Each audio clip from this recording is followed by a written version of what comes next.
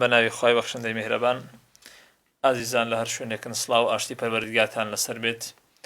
خی گەورە تاعات و عیبادەتی گشتلایەکتان قبول بفەرمێ. خی گەورە یارمەتی دەرمان بێ بۆ ئەوەی لە ڕۆژانەی داهاتووریشدا ئینشاءالله بە گروتوینێشی باشەوە پێشوازی لەو ڕۆژانەی مانجی پیرۆزی ڕەمەزان بکەین کەوا ماون. بەڕێزان تەوەری ئەو ڕۆمە بابەتی فەلسەفەی بە ڕۆژووبوونە کە ئەم فەرزیەتە ئەم بە ڕۆژووبوونە ئایا بزانن چه حکمت و چه گرنگیشی لە خۆ هەڵگرتووە.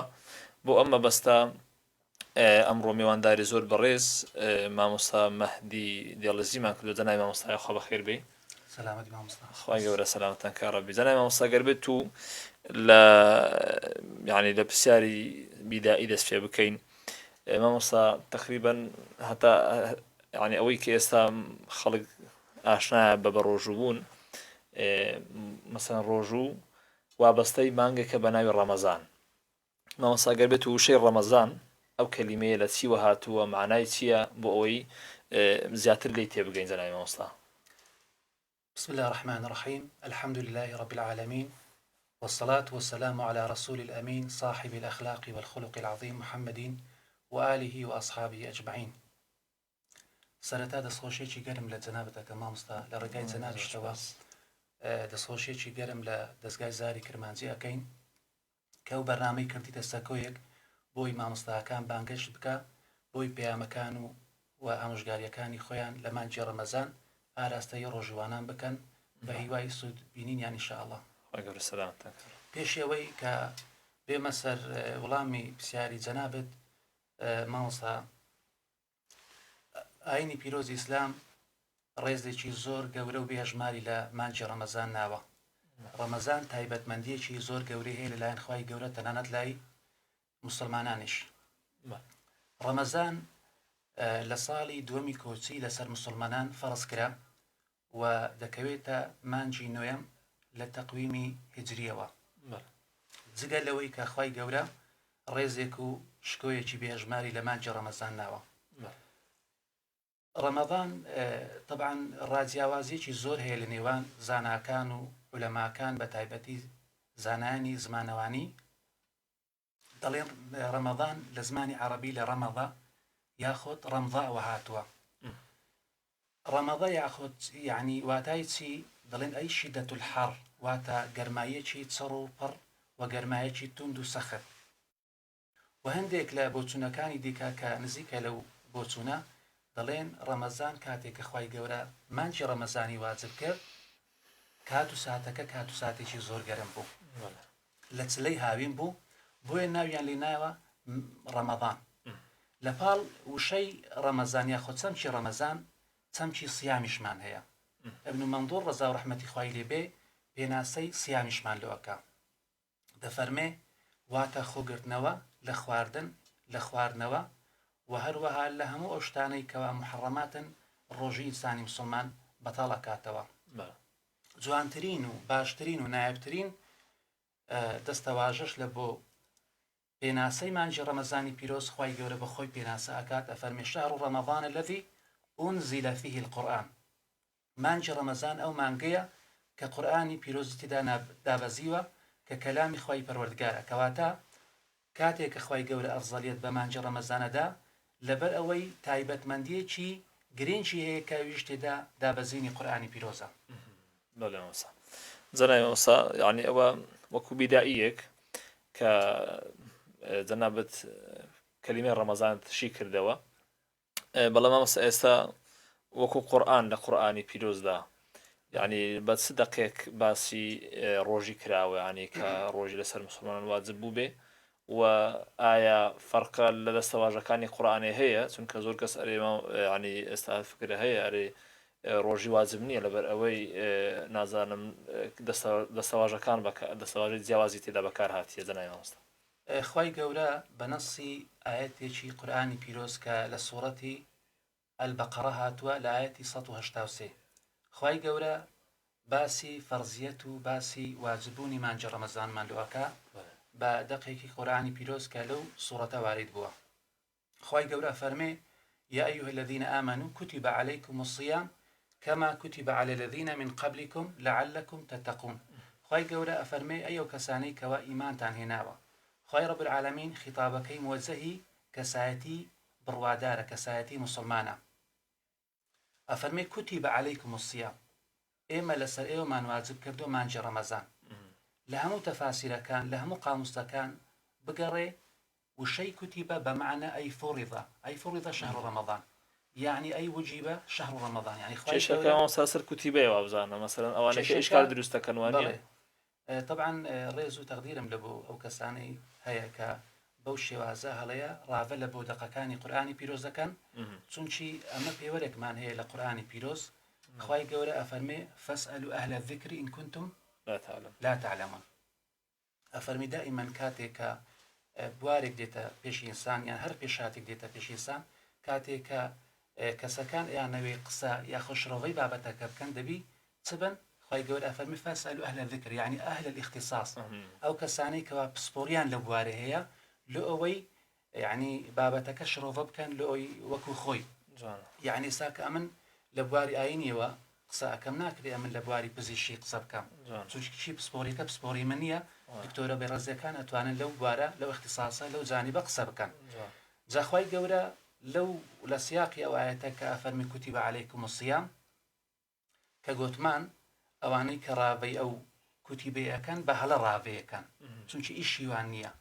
زمانی عەرەبی يعني بەتایبەتی ئەو دەقانی کە لە قورئانی پیرۆز هاتوونە هەمووی بەلاغەت و فەساحەتێکی غەریبیان هەیە، هەتا زۆرێک لە ئاەتەکان هەنا يعني هەتا ئێستا کە بەلاغەتیان هەتا ئێستا کە لەو ئێمەی موسڵمان ڕوو نەبیتەوە.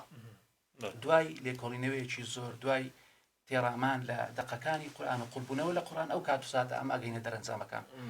جا زیاتر بە لەسەرەوەی نەڕۆم بێم ڕاوەی کوتیبە بکەم کە خوای گەورە ئەفەرمی كتب عليكم الصيام، ئێمە لەسەر ئێوەمان واجب کردووە مانجی ڕەمەزانی پیرۆز، ئەی فرض شهر رمضان، کەواتە کەما خەلقنا کەما خوای گەورە ئەفەرمێ هەر وەکو لەسەر گەلەکان و ئەقوامەکان و ئومەتەکانی دیکەشم واجب کردووە لۆسی لعلكم تتقون، لەوەی بگەنە دەرەنجامی تەقوا. کەواتە لە دەستپێکی ئاەتەکە کە خوای گەورە ئەفەرمی یا ئەیها الذین ئامنوا، ئەی ئەو کەسانەی کەوا ئیمانتان هێنایە، یعنی دەبی ئینسان یەکەم جا زمینە سازیەکی ئیمانی، زمینە سازیەکی خوایی لە ناوناخی خۆیدا بەرجەستە بکە و پاشانیش بە فیلتەری سیام تێپەڕی. ئینسانیش دەبێ کاتێک کە خوای گەورە لەسەری فەرز کرد مانجی ڕەمەزانی پیرۆز دەبێ باوەڕێکی پێ هەبێ کە ئەو يعني پایە یەکێکە لە پایەکانی ئیسلام و خوای گەورە لەسەری فەرز کردووە. لەبەرەوەی پێغەمبەرمان صلی الله علیه و سلم ئەفەرمێ هەر کەسێک لە پێنا خوای گەورە یەک ڕۆژ و بە ڕۆژی بێ خوای گەورە هەفتا پایز دووری خاتەوە لە ئاگری دۆزەخ. یعنی ئەتو یەک ڕۆژوو لە پێنا خوای گەورە بە ڕۆژی بی، ئەدی ئەگەر یەک مانگ لە پێنا خوای گەورە بە ڕۆژی بی، ئەدی ئەگەر لەو مانگە تێدا شەونێژ بکەی، حەسەنات بکەی، تاعات بکەی، عیبادەت بکەی، ذکر بکەی، تاهلیلات بکەی، یعنی دەست بە سەرسەری فەقیر و هەژار و نەدار و کەم دەرامەتەکان داوینی دەبێت چێ قەبارەیەک لە تای تەرازوی حەسەناتەکان ئینسان دەستەبەر بکە. کەواتە ڕەمەزان هەمووی دەستکەوتێکە، ئەبێ ئینسان کاتێک لەناو ڕەمەزاندا ئەو دەستکەوتان لە دەستە خۆی نەدات و لە قیسە خۆی نەدا. جوانەوەسا مامۆستاگەبینە سەر سوالێکی یانی تقریبان تایبەتە بە تەوەرەکەمان زۆر خەڵک لەوانەیە گومانیان لەسەر ئەو فەرزە ئەو ڕۆژ مەسەلەن ئەو واجباتە هەبی کە بە ڕۆژوو بوونە، یعنی هەندێک خەڵک ئەبینی جا نازانن ئەوە لە ڕووی لاوازی ئیمان ئەو قسەیەکانیان لە ڕووی عەقڵەوەیە ئەڵێن وەڵاهی بە ڕۆژوو بوون یعنی مشەقەتێکی گەورەیە، بەڕاستی تەماشاکەن هیچ ئیسفادێشی نازانم چه حکمەتێکی تێدا، یعنی مامۆستا ئایا بە ڕۆژوو بوون یعنی مشەقەتە لەو ئینسانیان حکمەتێکی زۆری تێدانە لە ئەوەی ئەمە وەکو مەسەلەن وەکو نیعمەتێک تەماشای بکەین. جەنای مامۆستانی ئەو بابەتە چۆنە ئەگەر بێت و چەند حکمەتێکی بە ڕۆژبوونی باز بکەین؟ طبعا هەر لە سیاقی ئەو ئاەتەی قورئانی پیرۆز کە خوای گەورە باسی حکمەتەکانەکە، باسی فەلسەفەکانی ڕۆژووەکە. طبعا لە کۆتاییەکەی فەرمی لعلكم تتقون، یەکێک لە هەرە گەورەکانی حکمەت و فەلسەفەی بە ڕۆژی بوون ئەوەیە کە ئینسان بگاتە دەرەنجامی تەقوا، چونکی پلەیەکە دەرەجەیەکە مەرتەبەیەکە لەو مەراتبانە کەم کەسەیە بگاتە ئەو مەرتەبەیە، جگە لە کەسی ڕۆژوان نەبی، لە کەسی ڕۆژگرن ئەو پایە ئەو مرتبەیە بەدەستدینی کە لە دنیادا ئینسان ئەگەر محاولە بکە شەهاداتی بەرز بەدەستبینی مرتبەی بەرز بەدەستبینی ئەکرێ بەڵام گەورەترین پلە لای خوای گەورە پلەی عبودیەتە کە خوای گەورە ئەفەرمێ لەعەلەکم تەتەقۆن جا کاتێک کە ئینسان پلەی تەقواداری بەدەستدینی پلەی عبودیەت بەدەستدینی کە پێغەمبەرمان صلی الله علیه و سلم کاتێک لەناو سەحابەکانی دانیشت بوو گوتیانی پێغەمبەری خوا ئینسان چۆن ئەتوانی بگەتە ئەو دەرەجەیە یان پێناسەی تەقوامان لێ بکە کەسی بڕوادارمان لێ بکە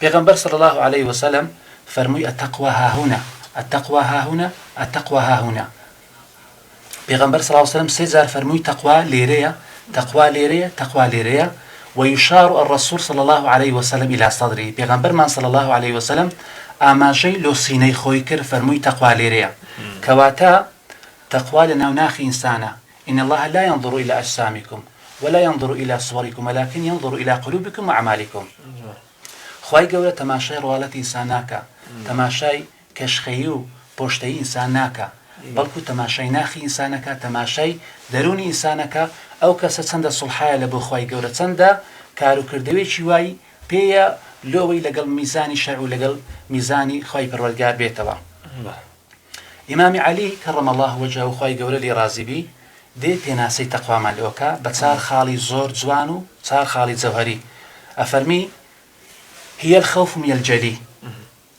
والعمل بالتنزيل والقناعة بالقليل واستعداد ليوم الرحيل أفرمي تقوى أوية كإنسان لخواي قورة بترسي نابي لغير خواي قورة إنسان بترسي دبي سوزلو خواي قورة ببا نابي سوزلو غير خواي قورة بكا ببا دبي بدو برنامج الشرع ياسا ورساي خواي قورة بكوي نابي بدو ياسا ورساي بكوي بيتسواني ياساي خواي قورة بي دومينيان والعمل بالتنزيل دبي عملي شي بو برنامج هبه كقرآني بيروزا كاري بيبكا يكم زال سر خوي جبا جبكا لسر مارو من داري خوي جبا جبكا لسر او جينجيو كومالغاي كواتي دا دبي جبا جبكا والقناعة بالقليل كومالغاي ايما بتايبتي لو ظروف زمان ايسا ابينين خلق لو تير نابي زگە لەوەی کە خوای گەورە ئەو سەروەت و سامان و داراییەکەوە پێ بەخشیوە ماڵی خۆی نەخواردووە چاوی لە ماڵی خەڵکیە کەواتە ئەو کەسە لە مەفهوم و لە واتای تەقوا نەگەیشتە کاتێک کە ئیمامی عەلی کەڕەم الله وەجهەهو باسی تەقوا ئەکا پاشانیش کە بەو سێ فلتەرانە تێپەڕی ئەو کات و ساتە ئەگاتە واستعداد لیوم الرحیل ئەو کات و ساتە ئەگەر مردن هات دەڵێ مەرحەبەن یا مەلەک المەوت ئەی مەلەک المەوت ئەمن ئامادەم وەرە جانیم بچێشە نەک مەلەک المەوت بەرەو پیری بچی کەواتە کۆمەڵێک فەلسەفەی دیکەمان هەیە دووەم فەلسەفە یاخۆت حیکمەتی بە ڕۆژی بوون ئەوەیە کەوا نەفسیەتی ئینسان پەروەردەکە ڕۆژووا لە ئینسانەکە نەفسی ئینسان و لە ڕووی دەرونیەوە پەروەردەیەکە نەفسی ئینسان کاتێک کەوا تێر دەبێت نەفسی ئینسان بوغڕا دەبی بەڵام ئەگەر ئەتوو بتەوێ جڵەوی نەفسی خۆت بگری بەچی ئەگری بە برسی بوون بەوەی کەوا بە ڕۆژی ببی یعنی ئەگەر نمونەیەک بینینەوە لۆ نمونە خوای گەورە ئەفەرمی ئەوە ڕۆژوە لە سەرەت و واجبە ئەی بەندەی خۆم جێبەجێیەکە یا خۆت جێبەجێ ناکەی ئەوە ئەگەڕێتەوە سەر باوەڕ و تەقوای خۆت یعنی ئەرێ ئەوە ماڵی تویە نابی دەستی لەو بی یعنی بە تەریقە ئەولا ڕۆژوو فێرمانەکە ئەو حیکمەتە و فەلسەفەمان فێرەکە کە ئەگەر ماڵی خەڵکی کەتە دەست نابێت و دەستی لە بۆ بی يعني لسر مالك حلالة نابية تدسيله بي بطريقة أولى أجر مالك حرام بي نابي هربا طريقة أولى دسيله بو بي سيمين حكمة الفلسفي بالرجيبون والي أكا كوا كسايتي كان پرورده أكا وكو أوي كوا لمدرسيك ياخد لخويني جايك پرورده عم بكا دوري شي وكو دوريكا بتايبتي نخبة كان پرورده أكا أواني كموقعي شي استراتيجيان هي لنا كومالغا وایان لێ ئەکا کەوا لە حاڵی کۆمەلگا لە ئێش و ئازارەکان و هەموو غەمەکانی کۆمەلگا بگەن تەماشا بکەین پێغەمبەر یوسف سەلامی خوای لێبێ ڕۆژێک بە ڕۆژیە بوو ڕۆژێک بێ ڕۆژی بوو لەگەڵ ئەوەی کەوا تەواوی گەنجینەکانی دنیای لەبەردەستدا بوو لە ژێر کۆنتڕۆلیدا بوو گوتیان ئەی پێغەمبەری خوا ئەتو لێ ئەوەندە خۆت شەکەتەکەی خۆت ماندوو ئەەکەی لە حاڵێکدا تەواوی گەنجینەکانی مسر لەبەردەستدایە. ئەویش گوتی لەبەر هەندێک خۆم بەرسیەکەم لە ئەوەی هەژارانی ئومەتەکەم بەبیر بێتەوە. کاتێکەوە زگم دەنجی لێ لە برسان، یعنی ئەو مەفهومە و ئەو واتایان پێبەخشێکەوە ڕۆژانە فەقیرەکانی گەلەکەم دەنجی زیان لێ لە برسان سەرکردە، یاخۆت ئەگەر چاوساغی مسلمانان بە ڕۆژی بێ لەو فەلسەفەیە ئەگە، بەڵام ئەگە بە ڕۆژی نەبێ تێناگە لەو فەلسەفەیە. یەکێکی دیکە لە فەلسەفەکانی بە ڕۆژی بوون، حکمەتەکانی بە ڕۆژی بوون، ئەوەیە کە ئینسان والی ئەکا وحدەتێک و یەکدەنجیەک و یەکڕەنجیەک بە مسلمانان و کۆمەلگای مسلمانان ببەخشێ. تەماشا بکە کاتێک کە ئینسان بە ڕۆژیە بیت لە هەژارترین کەسی وڵات تاوەکو بەدەسەڵاتترین کەسی وڵات لێ کاتا بە ڕۆژیە بیت و لێ کاتیشدا ڕۆژیەشچینی.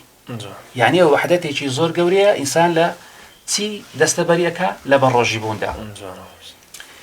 یەکێکی دیکە لە حکمەتەکان و فەلسەفەکانی بە ڕۆژی بوون مرۆڤ هیمەت بەرزەکە وزەیەک و تاقەیەکی پۆڵاینی بە ئینسانیە بەخشی. یعنی جگە لەوەی ئەگەر خەڵکانێکی شاگان لەو کەسە نەبی، بەڵام خوای گەورە بە مراقیب لەسەر خۆی ئەزانێ. بۆ ئەو مەبەستە بەسەرهاتێکمان هەیە عەمرو خالیل، یعنی خوای گەورە لێی ڕازی بی دەرەجەی عالی بکە، باسی ڕووداوێکمان لەوە جێڕیتەوە، دەڵێ سەفەرێکم کرد لە بۆ بەریتانیا. دوای ئەوەی کەوا چوومە بەریتانیا ئەرێ چاوپێکەوتم لەگە کەسێکی ئیسپانی کرد. دوای ئەوەی کە فترەیەک لە کنیەک ماینەوە چەند پرسێکی هەمە جۆرمان تاوتێ کرد، پاشان هاتینە سەر پرسە ئاینیەکان. دەڵێ دوای ئەوەی کە گەنگەشەی چەند تەوەرێکمان کرد و دەڵێ هاتینە سەر بابەتی ڕەمەزان، دەڵێ ئەو بێخەبەر بوو لەوەی ئێمە وەکو موسڵمان لە بەیانی تاوەکو ئێوارە. دەڵێ ئەمش گوتم بەرێ وەڵا ئێمە لە بەیانی تاوەکو ئێوارە بە ڕۆژیە بین. دەڵێ گوتی یعنی ئێوە یعنی منداڵەکانتان یاخۆت پیرتان ئافرەتتان پیاوتان هەر هەمووتان بە ڕۆژیە بن؟ دەڵێ ئەمش گوتم بەڵێ. جاری وایە منداڵیش بە ڕۆژیە بی، جاری وا هەیە کەسێکە خوای گەورە ڕۆژشی لەسەردان نایە بە کەوتەیە بە ساڵات چووە بە ڕۆژیە بی، جاری وا هەیە ئافرەت بە ڕۆژیە بی، پیاوە بە ڕۆژیە بی، یعنی ئەدای ئەو فەریزەی ئەکەن. دەڵێ ئەخانگو لە وڵاتە گەرمەکان کو ئەو وزە و تاقەیەتان هەیە؟ ئەویش گوتی وەڵاهی ئێمە لەبەر ئەوەی ئەمری خوای گەورەیە ئەدای ئەو ئەمرە ئەکەین. دەڵێ کەمێک بێدەنگ بوو، دەڵێ پاشان سەری خۆی بەرز کردەوە بەڕووی من گوتی ئەدی لۆ ئێوە لە وڵاتە دواکەوتۆکانن، وەڵاهی ئەگەر بێت و ئێمە وەکو خەڵکی ئیسپانیا خاوەنی وزەیەک و تاقەیەکی ئەو هابین، خاوەنی ڕەمەزانێکی ئەو هابین، دەبوایە پێشەوایەتی هەموو جیهانمان کردوایە. عەمرو خالیل دەفەرمێ وەڵاهی کاتێک کە ئەو کەسە ئیسپانیا بەو شێوازە وەڵامی من داوە، دەڵێ زۆر هەستم بە ئیحراز کرد، دەڵێ هەستم زۆر بە شەرمەزاری کرد. ئایا لۆ ئێمە لە وڵاتە دواکەوتۆکانی لەگەڵ ئەوەی کەەوە خاوەنی ڕەمەزانین و خایەوەنی ئەو وزە و تاقە پۆلاینەن؟ زەرای مامۆستا تقریبا بەرنامەکەمان خەریکە کۆتایی دێ. بەڕاستی جەنابەت بابەتەکەت بە جوانی باس کرد، خوای گەورە پاداشە دەداتەوە ئینشاءالله. مامۆستاوی کە ینی مایە پێم خۆشە تەرکیز ینی لەسەر خاڵێک وەکو مەسەلەن پەیامێکی کورد لۆ ینی موسڵمانان لە ڕەمەزاندا ینی چۆن 25 دقیقە ینی پێم خۆشە مامۆستا ینی بزانین داخۆ بابەتەکە چۆن مسلمانان چۆن لەو بابەتە تێبگەن لە بابەتی ڕەمەزان، یعنی فرسەتەکە کوو تەماشا بکەن مامۆستا. طبعا مانجی ڕەمەزان ئەمە باسمان کرد، کۆمەڵێک داستان و کۆمەڵێک مەلحەمەی زۆر گەورەی تێدایە کە خوای گەورە زیای کردیتەوە لە باقی مانگەکانی دیکە. جام پێم خۆش بەر تەواوکەری ئەو ئاەتەی کە خوای گەورە فەرمی کەما خەلەقناکم، لە زمانی ئاەتەکەی کە خوای گەورە باسیەکە کەما کوتیبە عەلە الەذینە من قەبلیکم، کە ئەمن لەسەر گەلەکان و ئەقوامەکان و ئومەتەکانی دیکە شمازب کردیە. ئایا لە پێش مانجی ڕەمەزان، یعنی لە پێش مسلمانان خەڵکانێک هەبووینە مەمارەسەی بە ڕۆژبوونیان کردیە؟ طبعا مەسریە کۆنەکان، بوذیەکان، هندۆزەکان هەتا یۆنانیەکانیش ممارەسەی بە ڕۆژیبوونیان کردیە. پاشان وەڵامی جەنابتە دەمەوە حەزەکەم ئەو وەختت هەیە مامۆستاتەوە لەوەی کە هەتا یعنی کە خوای گەورە باسی ئەو ئاەتەیەکە طبعا لە تەنانەت مەسیحیەکان جوولەکەکانیش ممارەسەی بە ڕۆژیبوونیان کردیە. پێغەمبەرەکان کە پێشی پێغەمبەریمە خوای گەورە لە سەی فەرز کردبوون یعنی بە ڕۆژیبوون، بەڵام چۆنیەتەکەی و کەیفێتەکەی بە شێوازی بووە لە شێوازەکان جا لەو شێوازەی ئێمە. یعنی گەر تەماشا بکەین لە سەردەمی پێغەمبەر عیسا سەلامی خوای گەورەی لێبی کاتێکە مەریەمە ئەفەرمێ ئینی نەذەرت للرحمانی صەوما فلم أكلم اليوم إنسيا، ئەمن لەو پەروەردگاری خۆم بە ڕۆژی ئەبم و قسەش لەگەڵ هیچ کەسێک ناکەم. جا عولەماکان ئەفەرموون ئاماژەیە لە ئەوەی کە ئەگەر قسەیان کردبا ڕۆژەکەیان ئەشکا، ڕۆژەکان و هابوو کە نابێ قسەیان کردووە. تەواوکەری ئەو ئاەتەی کە خوای گەورە فەرمی کە کاتێکە پێغەمبەر عیسا لە دایکە بێ ڕووی تێدەکەن و خەڵک بەرەو پیری مەریەمە ئەچی دەڵێ یا ئوختە هاڕونە ما کان ئەبووکی امرأ سەوئین وما كانت أمك بغية، دەڵێت ئەی خوشی هاڕوونی ئەوە چه فەزاحەتێک و چه تاوانێکی گەورەت کردیە ئەو منداڵت پەیدا بووە. ئەویش چ دەڵێ فأشارت إليه، پاشان پێ دەڵێن قالوا كيف نكلم من كان في المهد صبيا، يعني كو ئاماژە لە بۆ منداڵی ئەەکەی، یعنی وەکو ئەوەی کە تو گاتە و یعنی گەمەی بەمە بکەیت منداڵێکی تازە لە ناو بێشکەی کو قسەیەکە. زانانە فەرمونون کاتێک کە ئاماژەی لە بۆ ئەو منداڵی کردیا یعنی ئەوە مانای وا بووە کە ئەو کات و ساتەی بە ڕۆژی بووە حەزرەتی مەریەمە. هەتا سوقرات ئەفلاتۆن ئەوانە باسەکەن ئەرێن بە ڕۆژی ئەبوون، بەڵام نەک بەو مانایی کە بە ڕۆژی بوونی ئێمە وەکو مسلمان لە مانجی چەند ڕۆژە خۆیان نەگرتەوە لە خواردن و خواردنەوە کە دیارە وا تێگەیشت بووینە لە حکمت و فەلسەفەی بە ڕۆژی بوون. هەتا زۆرێک لە فەیلسوفەکان یعنی کاتێک کە ئەیان ویست ئیبداعێک بکەن داهێنانێک بکەن چیان دەکرد؟ چەند ڕۆژێک بە ڕۆژی ئەبوون لە ئەوەی لەو ئیبداعاتە سەرکەوتوو بن و تێیدا موفەق بن. تەنانەت نەک ئینسانەکان هەتا حیوانەتەکانیش یعنی خوای گەورە ئەو ئیلهامەی لە ناو دڵدا چاندبوون کە بە ڕۆژی بوون زۆر زۆر سوودی هەیە لە بۆوان. یەک لەوانە کە هەتا زانایانی ئاژەڵناسی ڤێتەنەری ئاماژە باواکەن دەڵێن ورجی جەمسەرەکان لە باکوور لە ساڵێ 6 مانگ خواردن ناخوات، لەسەر یەک خواردن ناخوات خۆی دوور دەگرێ لە خواردن و خواردنەوە و گۆشت لەبەرەوەی کۆمەڵێک ژەهر لە ناولاشەی کۆ بوویتەوە لە ڕێگای بە ڕۆژی بوونەوە ئەو ژارە فڕێ ئەدرێتە دەرێ. سبحان الله. یەکێکی دیکە لەوانە بەتریقە کە دەڵێت لە ساڵێ 3 مانگ خۆی دەپارێزی لە خواردن و خواردنەوە هیچ ناخوا. کاتێکەوە هێلکە دادەنێ نایەوێ ئەو هێلکانی بکەویتە سەر زەوی سەر بەستەڵەکی زەوی لەبەرەوەی لە ناو بەفر دەژی لە ناو بەستەڵەکی بەفردا دەژی ئەگەر ئەو هێلکەیە بکەویتە ناو بەستەڵک یەکسەر هێلکەکە دەبەستی 3 مانگ لە باوەشی خۆی دەگرێ هیچ ناخوا بەس لەوەی کەوە ببیتە خاوەنی چەند فەرخەیەک و بێت توێ. هەتا تەماشا بکەین مار کاتێکەوە چیفی خۆی یعنی فڕێ ئەدا زانانی ئاژەڵناسی دەڵێن چەند مانگەی هیچ ناخوا هەتا وەکو ئەو پیستەی لەسەر بەکەلی دەبی. طبعا کۆمەڵێک حکمت و فەلسەفەی دیکە هەیە هەتا بەو ئاخیرانە لە زانکۆی شیکاغۆ لە ئەمریکا یعنی شتێکی زۆر عەجایبیان ئاشکرا کرد کە دوو زانای زۆر بەناوبانگ کە ئاماژەی پێ ئەەکەن دەڵێن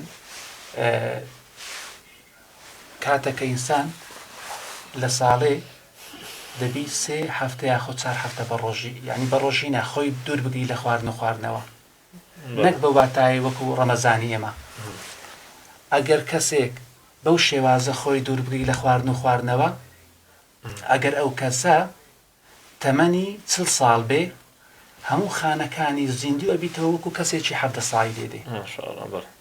یعنی ئەوە لە زانکۆی شیکاغۆ ئەو حەقیقەتە زانستیان سەلماندیە دوو زانایەکانیش بە ناوی کاریسۆن لەگەڵ کۆنت هەتا کۆنت لەسەر ئەو حەقیقەتە علمیە کە ئیکتشافی ئەو حەقیقەتەی کرد یەکسەر مسلمان بوو گوتی یعنی محەممەدێک بەر لە 1400 ساڵ پێش ئێستا یعنی دەرک بەو حەقیقەتە بکە وڵی شایەن و شایستە ئەوەیە کە ئەمە ئیمانی پێبوو یەکسەر مسلمان بوو لەسەر ئەوەی کە ئەو حەقیقەتە علمیەی ئیسبات کرد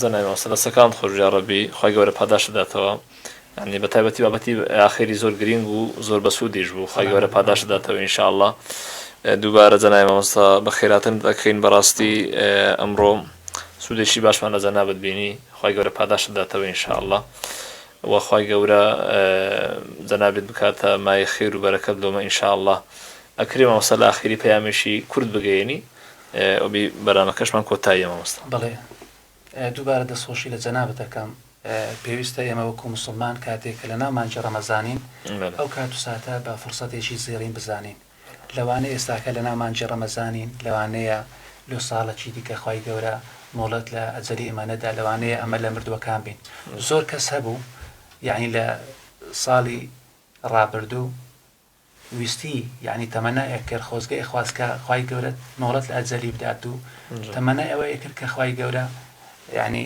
بیگەینتەوە ڕەمەزانە بەڵام ئێستاکە لە ژێرگڵە یعنی ئێمە بە ببین لەو کەسانەی کە بە واقعی عیبادەت و تاعات بکەین لە مانگی ڕەمەزاندا نەک لە ببین لەو کەسانەی کەوا خۆزگە ئەخوازین مامۆستا دووبارە دەستەکان خۆش بی خۆی گەورە پاداش دەداتەوە دووبارە بەخێر بێزنای مامۆستا خوا سەلامەتەن کا ڕەبی بەڵێ بینەران لێرە هاتینە کۆتای ئەڵخی ئەمجارەشمان خی گەورە پاداشتی مامۆستا بداتەوە ئینشاءڵڵا بە هیوای ئەوەی ئینشاءڵڵا سوود و ئیستیفادەتان کردبێ وخوا گەورە تاعات و عیبادەتی هەموو لایەکتان قبول بکە ئامین والحەمد لله رب العالمین والسلام عليكم ورحمة الله وبركاته